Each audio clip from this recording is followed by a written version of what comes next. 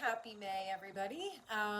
So here is the first waivers report for May. I did not do one for April because every time I tried, it just wasn't flowing, and I feel that kind of sums up April in many ways.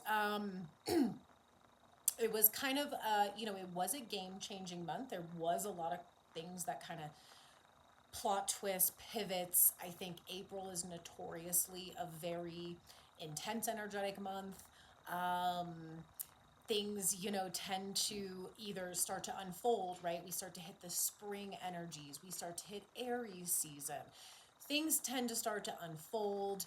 But we did have two retrogrades happening. So we had Mercury in retrograde, we had Venus in retrograde. Now, both of those are now direct. We did finally have Mercury move out of Pisces and move into Aries. It's been the longest Pisces party ever, it feels like. And of course, that there's divine timings to all the transits. I always view the transits and the kind of cosmic energy as it's a guideline. It's part of the divine plan. It gives us insight as to what energies we're working with and how events are going to unfold, although it doesn't predict anything, but it does give us some insights, right? So April was kind of what I would call a false start. It doesn't necessarily mean nothing happened, because a lot happened, but it was kind of a false start energy where we did have Aries season. Neptune, it was the first month of Neptune and Aries. So that was, something we all had to start integrating. We had Aries season. Mercury finally passed over and also joined Aries. But, with the retrogrades and things, and right now, currently as it stands, well, as of May 1st, we will also have Venus in Aries. She moves in on April 30th. So she has also been having an extended stay in Pisces due to her retrograde. And I think the challenging part with that was, one, we've had an insane Pisces stellium pretty much the whole year. Since January, we had the North Node move into Pisces. We had Neptune at the critical degrees of Pisces. We have Saturn in Pisces. And then we went through Pisces season. So all the, Mercury and Venus were in Pisces, and they had these extended stays there. And it's kind of like this feeling of like, can we just get on with it? Right? Like, because Pisces does tend to be, it's not an action-packed sign, right? And there's kind of like this feeling of floating, or this feeling of a void space when we're in Pisces. And because Pisces is the ruler of the 12th house, there's a lot of things that are usually happening behind the scenes, things that are happening more on a kind of energetic and spiritual level. So it's never that nothing is happening, but it does definitely feel more that way when we have a huge parade of planets there. Because things are happening more beneath the surface, more in the background. We're not totally always conscious and aware of the changes, right, that are going on. So it's just kind of this feeling. And again, we had Mars in Cancer basically the whole year. It did move into Leo at the end of April. But it was just kind of this really heavy water energy. And, both Venus and Mercury were in conjunctions with Saturn and the North Node. And so my take on this was kind of like, again, April was a kind of a false start, but in many ways we started to get the first insights, or the first inklings of like what's to come. We kind of started to peek behind the veil, if you will, with the Aries energy. Because Neptune was finally in Aries, right? So we started to kind of see beyond the veil of like what is to come, what has been germinating, what has been kind of activating and flowing in that we weren't totally aware of. However, the false start part of it was, it wasn't quite totally ready to unfold. And so I feel like with all the Pisces energy, my take on it was, it was showing us the things that we either A, weren't ready to see. We had to have this extended Pisces energy so that we were actually coming to terms, and especially with Saturn's influence there, coming to terms with a lot of the things that we either A, didn't want to see before. We kind of were blind to them, either purposefully or unconsciously. And so we've seen what we needed to see now, if that makes sense. And so I feel all of you might have had this experience in your personal lives through different unfoldments, through different events. This could be personally, right? I've talked a lot about the physical light body symptoms have been increasing a little bit. And again, I do feel it's that transition from Pisces to Aries, where Pisces, a lot of things go unseen. A lot of things go unrecognized. When you get into Aries energy, everything is upfront. It's very in your face, it's upfront, it's undeniable. So if you're having physical, emotional, mental symptoms kind of increasing over the last couple of weeks, a lot of that is because these were energetic root issues that were simply unseen, and now they're in your face, and now you can't deny them, and now you have to take action on them, right? This could have also happened in your personal life and personal experiences with people, with certain situations, with certain events where we saw what we needed to see. Whatever had been kind of hiding behind the scenes is now starting to get, again, with Aries, brought to the forefront. In Pisces, it's really easy to not see clearly. It's easy to be in denial. It's easy to run away. It's easy to escape. It's easy to embrace the idea that ignorance is bliss, right? And now, as we enter May, none of that is going to be possible anymore. So this is uncomfortable, I think, on an individual and a collective level of when we finally have to deal with things. We have to take action on things. We have to kind of face the music in a way of like, and that doesn't necessarily mean bad, right? It just means that there has been things that have been easy to kind of sweep under the rug. A little bit easy to kind of be like, you know what, let's just let this go. I'm just going to move on. I'm not going to address this certain thing, or, you know, this problem doesn't even seem like it's really urgent. But then all of a sudden, when we enter May, it's the May madness. That's what the galactics are calling it, May madness, because a lot of things are going to be coming out from behind the scenes and be very in your face, very upfront and unavoidable. And again, that's a little bit uncomfortable. But the good news is that the kind of false start energy of spring that we had in April, the real start kind of takes off in May. So I know that in many ways we've wanted events to speed up, but at the same time, when they do speed up, it's overwhelming. So May, June, and July, and I would actually say August as well, are the kind of wild, very fast-paced events and months of the year where a lot is going to be jam-packed into May, June, July, and August. And the reason is that, one, again, we have had the Pisces parade will have finally shifted all into Aries, besides the North Node, of course, who's going to be there till next year. But that's okay, because I do feel the North Node in Pisces is really just guiding us to be very surrendered and in tune to divine will, to the divine plan, right? The idea of really following our intuitions, really following our true guidance, like connecting with the soul, the higher self. And so I feel that's very beneficial for us. But the major planets are going to finally be fucking out of Pisces. So less confusion, less lack of clarity, less false starts and behind the scenes kind of stuff. And it's going to be very obvious. I think that's the beauty of Aries. Aries is a very simplistic sign in many ways, where it's just, it is what it is. What you see is what you get. There's no iffy ands or buts. It's kind of just like, this is what it is. Let's deal with it. Let's move forward. Let's take action. Let's rock and roll. So that's the energy that we're getting into with May. So the first thing that's going to happen is, as I said, we start off the first week of May where we have Venus and Mercury and Chiron and Neptune in Aries. We also have Mars in Leo still. So we are in the fire stellium. I've talked about this in some of our seminars. Moving out of a water stellium And, for the better part of a decade, we were also in an Earth stellium. Tons of planets in Earth signs, especially with Uranus and Taurus. I'll talk about that in a minute.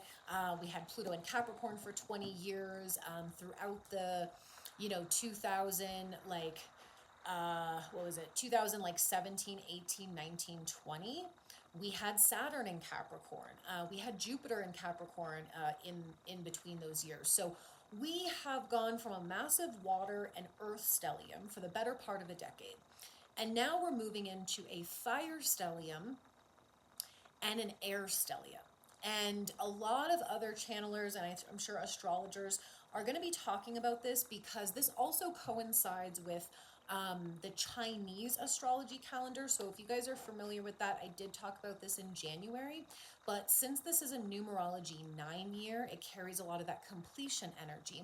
But also with the Chinese system and the way that that works, there are different periods, and I believe they last about 200 years or so, if I'm not mistaken. And we did move out of the previous period, which is about 200 years, which was an earth period. We are now in a fire period. So that kind of shift is going to affect us all in very different ways. And May is the first month where we kick off this fire and air stellium. Now, air and fire are yang elements. Water and earth, yin elements. Very different.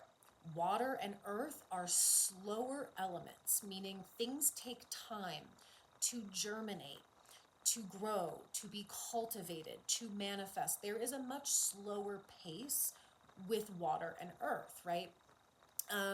There's also more of a kind of internal feeling with those because they're yin. It's a lot about how we feel. It's a lot about what's motivating us internally. It's a lot about what we care about, what we want to invest our time and energy into, what matters to us, right? Now, fire and air are yang, so it kind of shifts into more of not necessarily externalization, because we're always on an internal journey, but externalization in the fact that we're going to be much more focused on what we're doing and what we're experiencing versus what are we feeling, what are we working on, what is our comfortability, what is our stability, what brings us a sense of safety and emotional safety as well. We're going to be moving out of a lot of that into simply more yang is very fast paced. It's much more about what are you doing? What are you thinking about? What are you talking about? Who are you connecting with? Right? How are you moving? Which is a very different vibe. And as I said, from May to August, we will be in a lot of fire and air energies. Now, when we hit September, October, November, December, as I shared previously, some of the outer planets who are making their big shifts this year will go retrograde and dip back briefly into the critical degrees of their previous signs. So the fall time is a totally different vibe because we are going to have some planets dipping back into their previous signs, which means we're still then going to have to go back and wrap some things up. But at least for the next 4 to 4.5 months, there is madness. And I say that in a good way, of course. It all depends on how you're looking at things, right? Your perspective is what creates your reality. So you can view the madness as negative, you can be afraid of it, or you can view the madness as kind of this, magical chaos of things unfolding, right? Very Alice in Wonderland type of thing. So we're going to start off the first week of May, heavy fire energy with that stellium in Aries, Mars in Leo. We also have Jupiter in Gemini, air sign. We've got Pluto in Aquarius, air sign. So the only thing that's keeping it somewhat grounded for the first 2 weeks of May is the fact that we will have the sun and Mercury will be entering Taurus around the second week of May. Other than that, there's simply a lot of very fast pace and a little bit of chaotic energy. But we will have Pluto going retrograde on May 3rd. And with Pluto now in Aquarius, he will not go back to Capricorn, so we are kind of safe there. But I believe that this Pluto retrograde, in Aquarius specifically, of course, Pluto's about power. Pluto's about transformation. Pluto is about the art of really understanding what true power is, right? And it's not control, and it's not domination. And of course, Pluto teaches us that in many different ways. But in the Aquarian realm, obviously, we've seen a huge, surge, if you will, of kind of the power to the people type of vibe. Humanity is in the process of taking their power back from these institutions, from these authoritarians, from these basically systems of control that have enslaved humanity, very Pluto and Capricorn-esque. And you can now feel that surging, right? Of course, the last time Pluto was in Aquarius was 1776 onward, which was when we had the American Revolution. It's when we had the French Revolution. It's when, the United States was founded, the Constitution was written, all this kind of things. So that energy is returning. There is a spirit of revolution happening. There is a spirit of rebellion as well. Humanity has to ultimately rebel to take their power back from the enslavement system. Now, at the same time, the other side of Pluto and Aquarius is that Aquarius is a paradigm archetype. Aquarius is all about truth, transparency, innovation. It's about looking to the future, not living in the future, but looking to the future and anticipating the changes that are coming, right? And to kind of say, what can we do to keep evolving? What can we do to keep innovating to make society better, to make our world better? This is where the higher archetype of Aquarius is a humanitarian. They're more altruistic. They care more about community and how people work together and what is good for the whole rather than the self.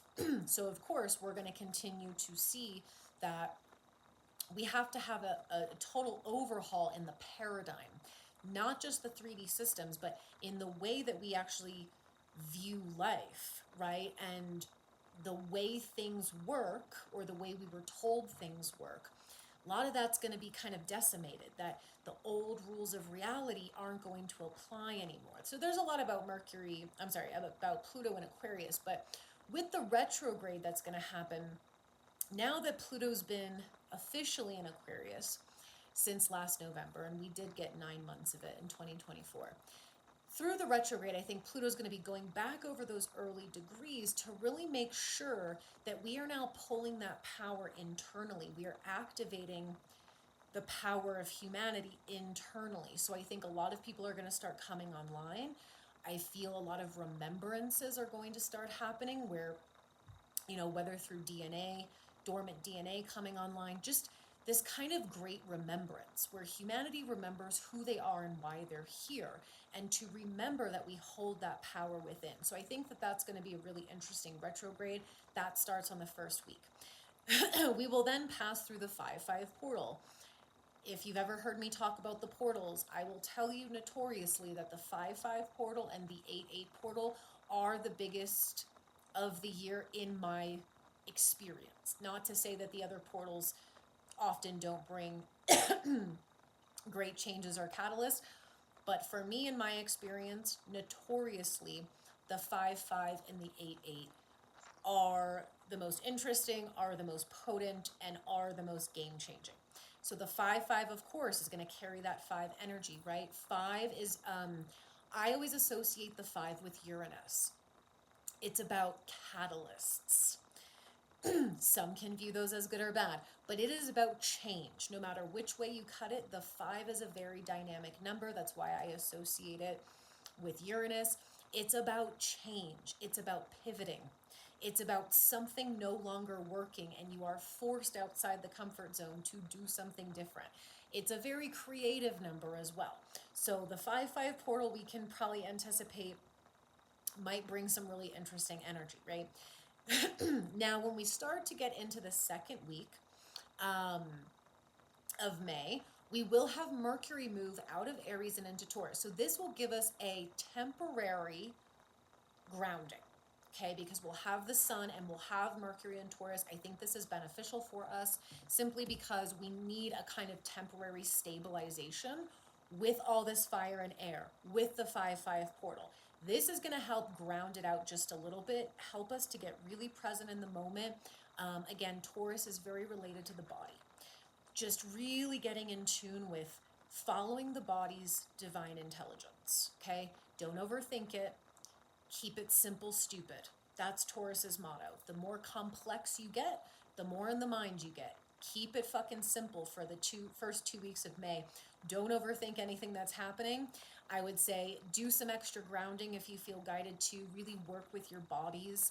You know, it's a great time of year for most of us in the States where it's warm, it's beautiful outside. Connect with nature, move your body, and just stay really present, okay?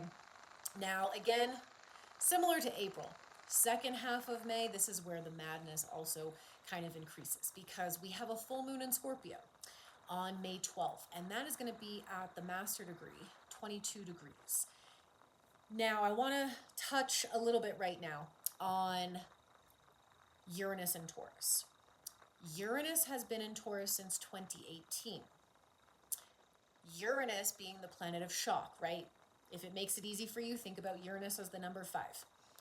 Change, creativity, innovation. Remember, Uranus is the ruler of Aquarius. Some other things Uranus rules: electricity, grids, earth events, catalysts of any kind, right? This could also be sudden epiphanies, sudden downloads, sudden awakenings, right? Uranus, really dynamic kind of planet that really fuels our evolution. Now, since Uranus has been in Taurus since 2018, he's been bringing these themes of change, innovation, evolution. Now, remember, a lot of times the way that Uranus catalyzes us is through something very sudden, something that was not anticipated, something that was unexpected. Maybe something, that kind of seems out of the blue. And again, that's why Uranus can often relate to things like volcanic eruptions, for instance, is a very Uranus kind of vibe. It's a sudden eruption. Yes, maybe you can feel that it's coming. Maybe you can predict, when it might happen. But ultimately, it's usually always somewhat of a surprise. So we have had massive surprise changes, catalysts, kind of tower moments in the realms of, first of all, Mother Earth and her weather events. Taurus rules the earth as well as our bodies.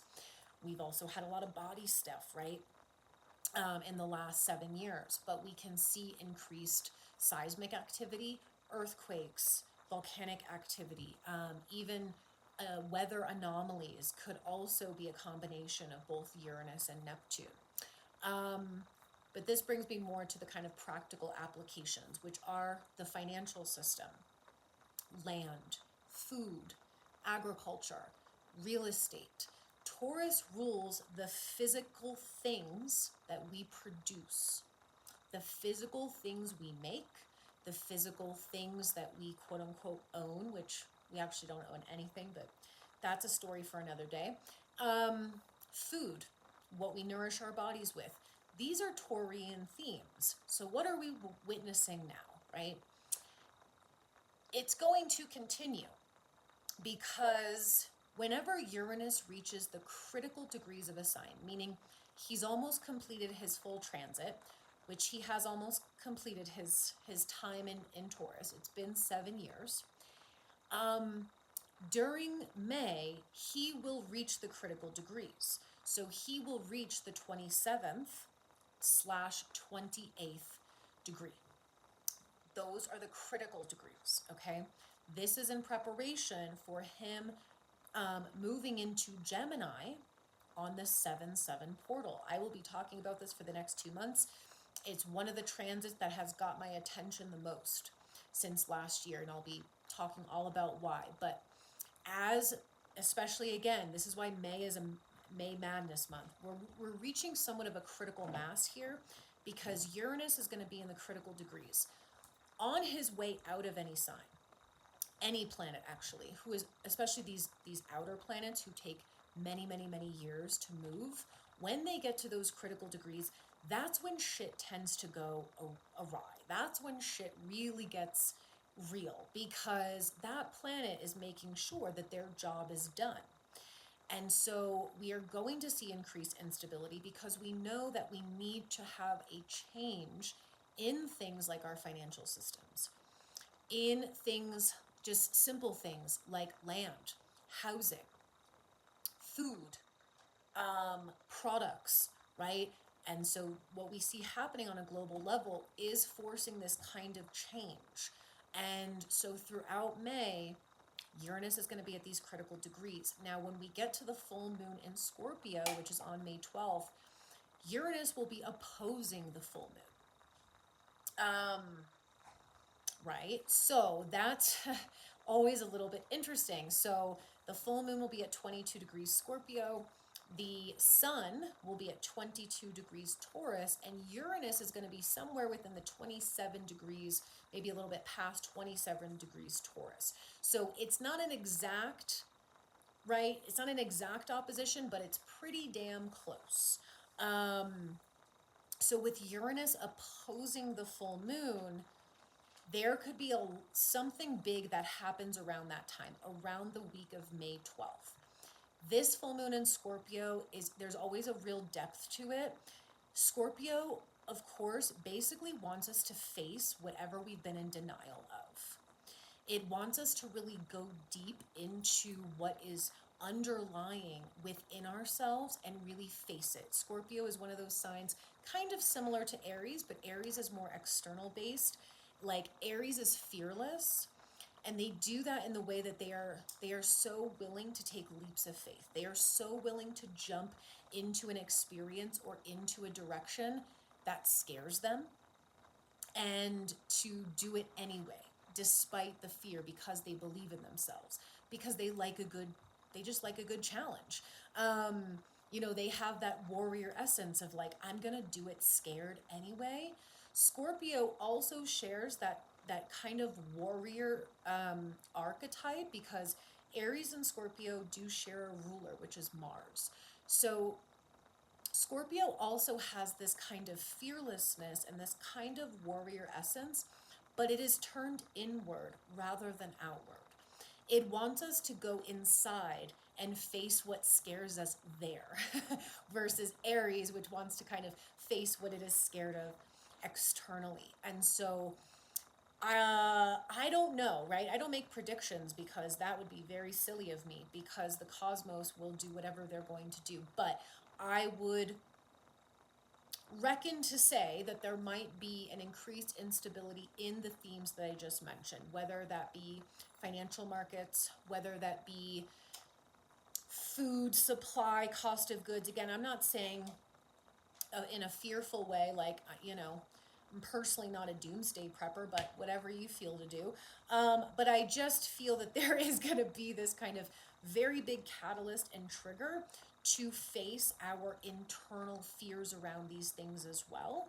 And Scorpio and Taurus both kind of encourage us to really find that sense of self-worth, and know that we are abundance, that we are instant manifestors, right? So there might be something around kind of abundance, financial systems, etc. during that time.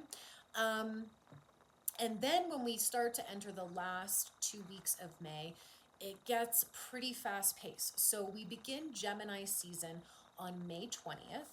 So we will have the Sun in Gemini, and we'll have Pluto in Aquarius, and we'll also have Jupiter in Gemini. And so the Gemini energy will really start picking up. Gemini is a very fast-paced sign. Gemini is all about communication. It's about information, the travel of information. So we're talking fast-paced information. Gemini rules media. So we could start to see some kind of, big stories coming out in the media, a lot of information starting to circulate. You can also tend to find with Gemini energy that everybody wants to argue about everything. Everybody thinks they're fucking right. Everyone's trying to prove a point. Sometimes there can be an overabundance of information to where it's too much for anyone to absorb, right? But Gemini loves to gather information. They love to share that information. And Gemini also rules our immediate communities. It's more of the immediate communications, short-term travel. Gemini likes to spice things up. They don't enjoy being bored. They like to keep things interesting. This is why a lot of Geminis are great storytellers. They can be fabulous writers. They know how to tell an interesting story, and they also know how to live an interesting life. And so I think when we look at the mix of what we have in May, you can see why the Galactics called it May Madness, because there's a lot of shit in here. Now, the big shebang of May will come just shortly after Gemini season, which is May 24th. So mark your calendars for that. This is the day that Saturn finally exits Pisces and moves into Aries and joins Neptune. This is a big shebang to me. I'm over the Pisces party. That's me personally. I'm done with it. We need to move forward. This is the finality, but here's why it's even more interesting. I'm going to get to an article I'm going to share because I think it's absolutely relevant to talk about. But I just want to touch on again that Saturn will also be at the critical degrees of Pisces the entire month of May as he prepares to move into Aries. So you're going to have Saturn at the critical degrees of Pisces, which is known as the world axis. And remember, Saturn's very karmic. So we're talking about a lot of spiritual karma being finalized in May. Interesting, right? We're going to have Uranus at the critical degrees of Taurus. And then we're going to have a fire and air stellium. So the combination of this is very kind of volatile, but I want us to utilize this month. You're going to have to be flexible in May. Be flexible. The other key is to really embrace, like I just keep seeing they keep showing me the Alice in Wonderland movie, where you know, like Alice kind of had to be a little bit ballsy. She had to jump into this other world and just totally embrace it for its weirdness and oddness, and then she came to love it, right? That's kind of what we're talking about here. And I remember like one quote from the movie, right? I don't remember if it's the Mad Hatter, or I haven't seen it in a long time, but somebody says like, oh, I think about, 9 impossible things before breakfast or something along those lines. That's a lot of May as well, okay? It's like what we previously thought was impossible suddenly is happening, right? And this can be very miraculous too. So kind of embrace the weirdness, the oddities, because this is where the magic really does come in, and we have to get used to this because, as like mom used to always say, the upper dimensions, they're wild. Like down here is very rigid. It's very overly structured. It's very mundane. It's very boring. Creation is wild. It's chaotic. It's funny. It's interesting. It's dynamic. It's very much, probably the best reality show ever. Down here is very mundane, and we know that to be true. And sometimes we do need to embrace enjoying the mundaneness, because at the end of the day, we are here to be human. And that's what Taurus really helps us do. But at the same time, with Uranus at the critical degrees of Taurus, with Pluto retrograde in Aquarius, and with Saturn hitting the 29th degree and the world axis in Pisces, they are showing us this month, whatever you think reality is, you're absolutely wrong. Okay? Whatever you think is going to happen, you're probably wrong. Everything that you've ever thought is probably wrong. And if we can just accept that, the other side of that is that it's way better and way more magical than we ever imagined. But we need to let go of what we think we fucking know, because we actually don't know. And we need to get a little bit more imaginative, right? So Saturn entering Aries, big shebang. Now, right after that, on the 25th of May, Mercury will enter Gemini. So we will have the Sun, Mercury, and Jupiter in Gemini. That last week of May is a massive fire and air stellium, okay? So just get ready for that. Now, finally, we end the month on May 26th with a new moon in Gemini.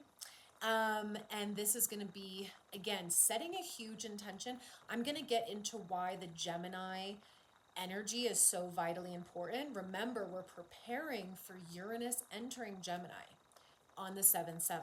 So this combination of Aries and Gemini, this is important for us. Check your charts.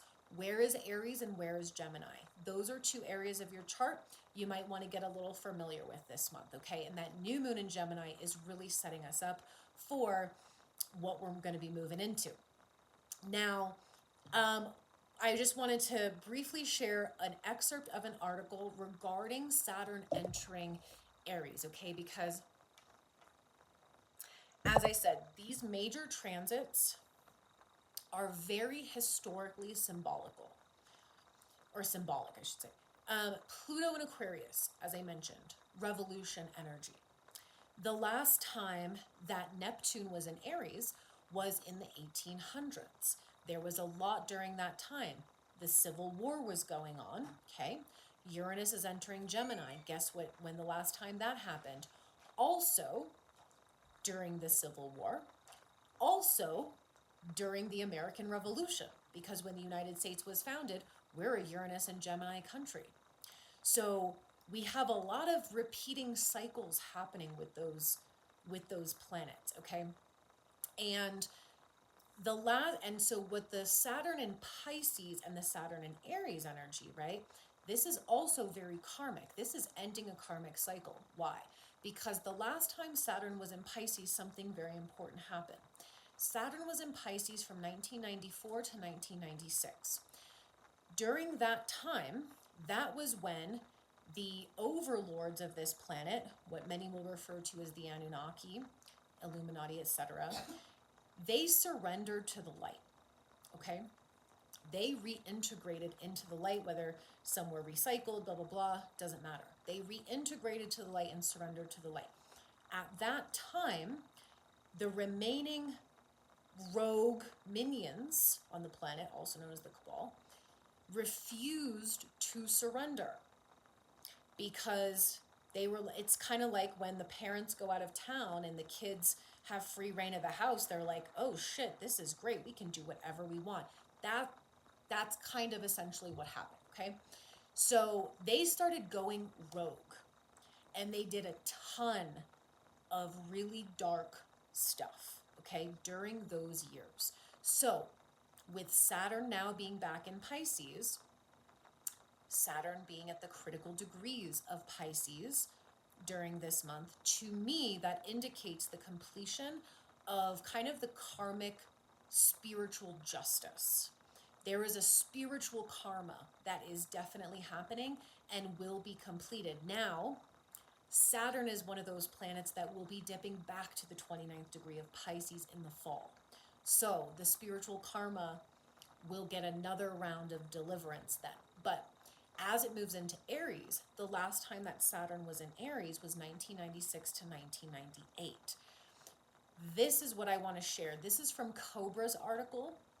If you guys are familiar with Cobra, they've been getting intel for a long time, and there is a very specific story that and information and intel that Cobra has shared about 1996. And that is where we sit now. With Saturn crossing the world axis from Pisces into Aries, this is what happened the last time that we were there. So this is an article from Cobra. They wrote in like October of 2015. If you want to search on their site, it's called The Great Forgetting of 1996. And they said, during the invasion of 1996, the Archons and the Chimera have put a negative barrier at the edge of the solar system. All beings contained within that barrier inside this solar system, including humanity, all Cabal factions, all subterranean beings, all secret space programs personnel, all Pleiadians, Sirians, Andromedans, Arcturians, Dracos, Reptilians, Zetas, and all other sentient beings whatsoever, were implanted with plasma implants and tied to the chimera's network, aka the veil, aka the matrix, aka the illusion, whatever you want to call it, okay? And so then it says the vast majority of beings who did have connection with the ascended masters were having that connection cut.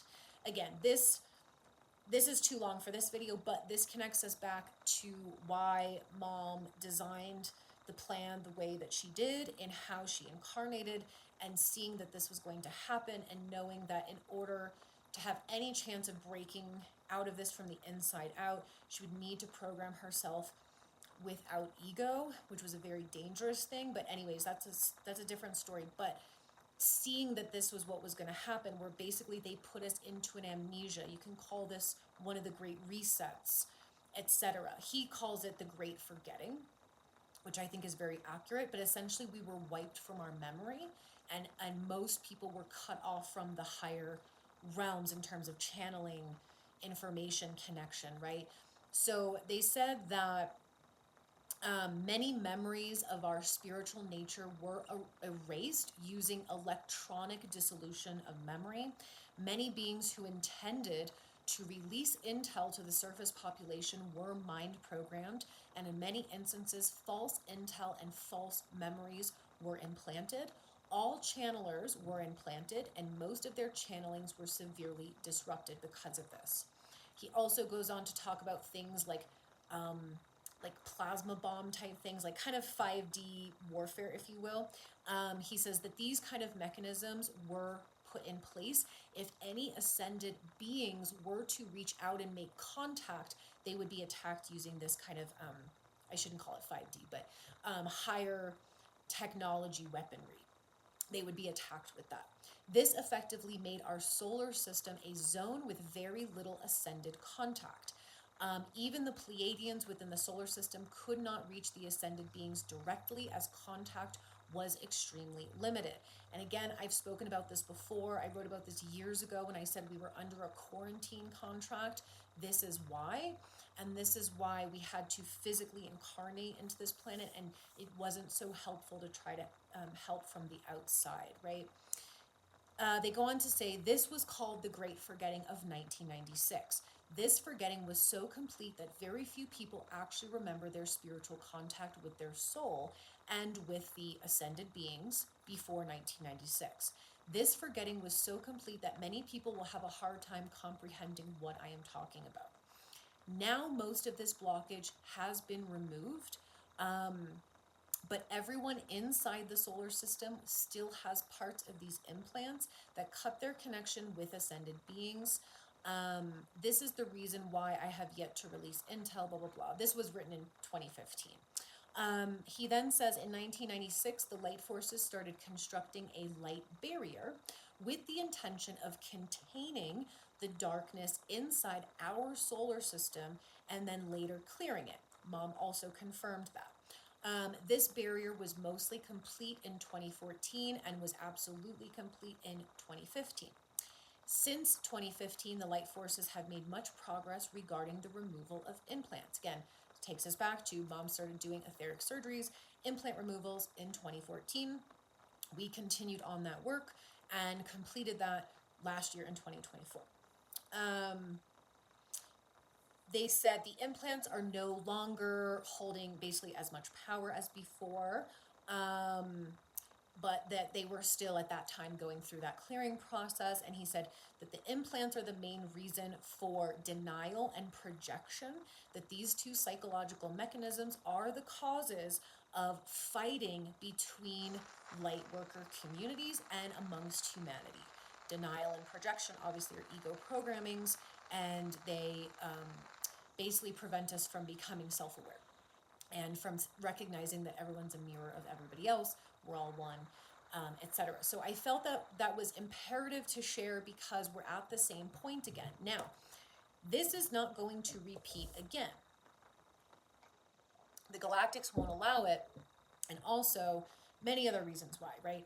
But what I feel is actually that because we are repeating cycles in a way, Okay, so all of history has gone like this. This is a loop. Okay, the same events have repeated over and over and over again, simply in a different fashion, in a different century, whatever, but it's been in a loop like this. What we've been experiencing the last however many years, maybe 4 to 5 years, like when a lot of the ascension work had been completed by mom and light workers and the galactics, was we started entering the spiral, which means it can seem like you are repeating a loop, but it's actually on another higher level. It's not the same loop. You're spiraling up. So essentially, we are multidimensionally clearing old timelines. We are, yes, repeating many things, but we are fixing it. We are making different choices and fixing what we couldn't fix before, so that that timeline is erased and we're not looping around again, but we're spiraling up until all those lower timelines don't exist. So this is why the astrology right now is so fascinating to me, because it's taking us back to these really key moments in our recent history, which is the most relevant for us.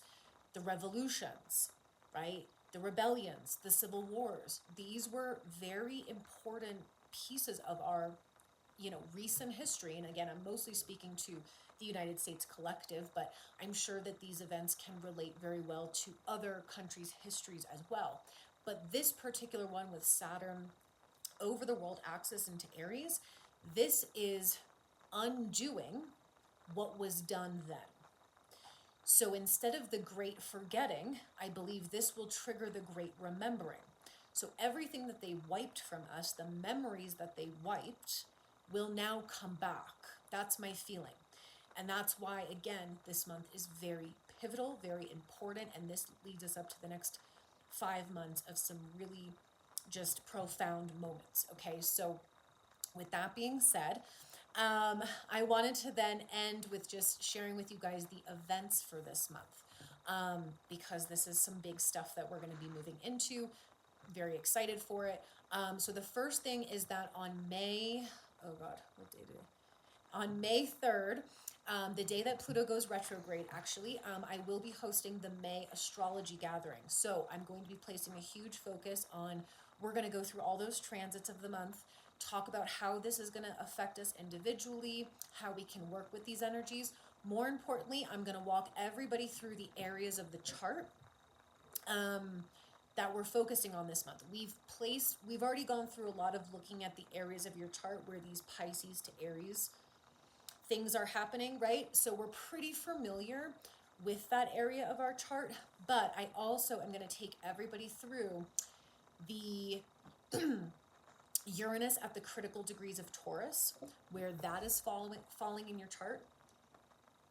We want to really work with this area and be willing to kind of embrace the changes that are going to come in this area, as well as the Gemini area of your chart. This will be very key in understanding over the next 4 months, as the Gemini energy is going to be vitally important for May, June, through July and August. So we're going to go over all of that. We're going to discuss a little bit about the gene keys and where those moons are falling. So if you want to join me for the astrology gathering, you can RSVP on the site and we'll go over all of this. And then the next event that we're going to have is May 16th.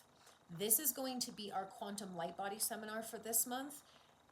We are starting part 2 of the light body process. So when the downloads about the light body process first came to me, it was last May.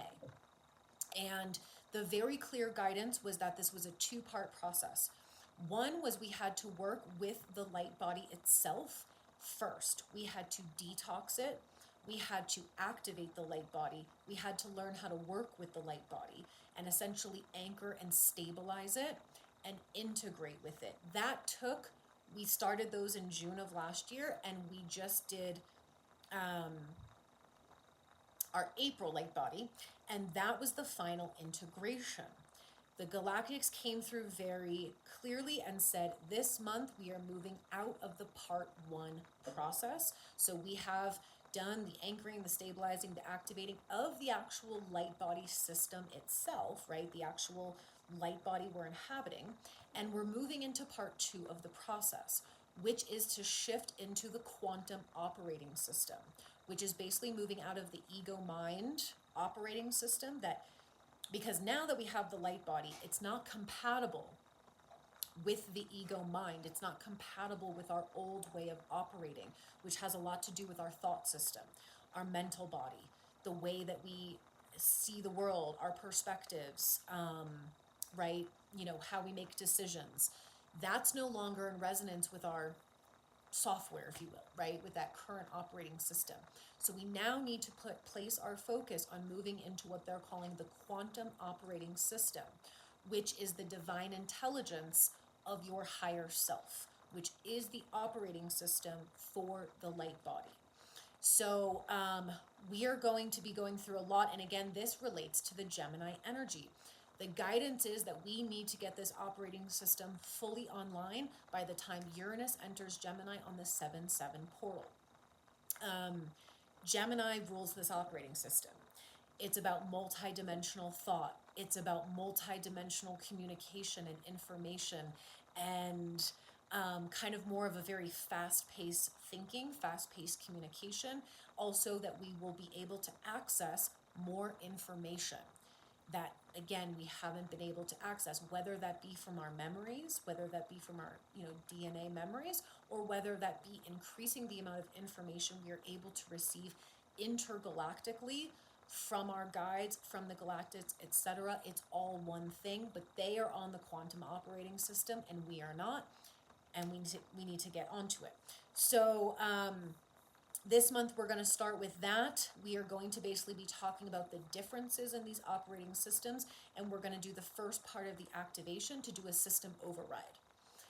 And then June, leading up to, and then July, we will be finalizing and integrating the new operating system. So I will put a more in-depth post out about the operating system for those that are interested. But if you would like to join us, especially if you guys have been doing that light body work with us, this is going to be imperative for the next couple of months. So that'll be on May 16th. If you would like to join us there, you can also RSVP. And then finally, we will have our masterclass for this month on May 24th and 25th, which will be the day that Saturn crosses this world axis. I don't have the full download yet on exactly what we're going to cover in that class, but I guarantee you I will definitely be talking about the Great Forgetting. I will be talking about the